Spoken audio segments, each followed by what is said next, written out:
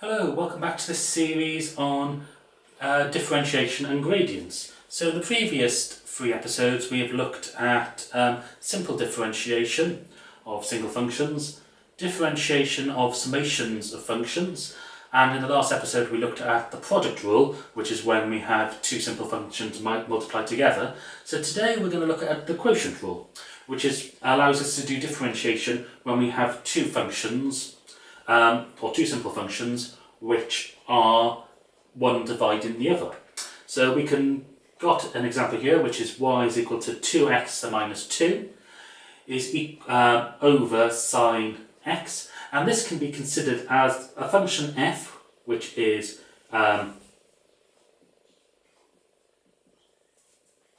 2x to the minus 2, and a function g, which is the denominator, which is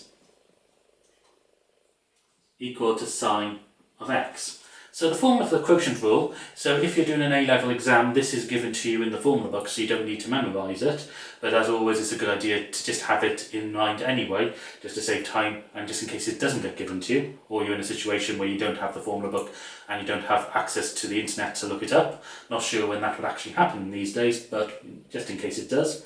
So dy by dx is equal to f prime of x, so that's the differential of the function f with respect to x, multiplied by the function g of x, minus the function of f of x, multiplied by the function g prime of x, which is the differential of g with respect to x, and all that is divided by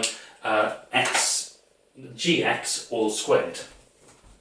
So like the product rule, I like to keep these as 2 separate columns. So I can write down f of x is equal to minus 4x to the minus 3. And I can write down g prime of x is equal to cosine x. And now, like the product rule, I have to do the diagonals. So the important one to realise is I have to start with this diagonal first. So we're going to have that minus 4x to the minus 3. For this one I'm going to keep this in this format. I'm not going to bring the x underneath and just make it x cubed. Sine x. And I have to take that away from this multiplication here. So this is 2x to the minus 2 cosine x.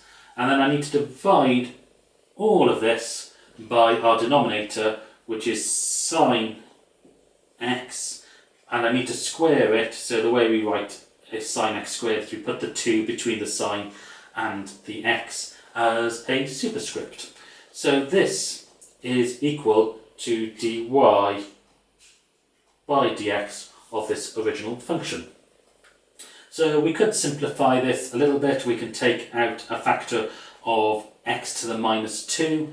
We could take out the 2 and the minus. So this could be written as minus 2x to the minus 2, then x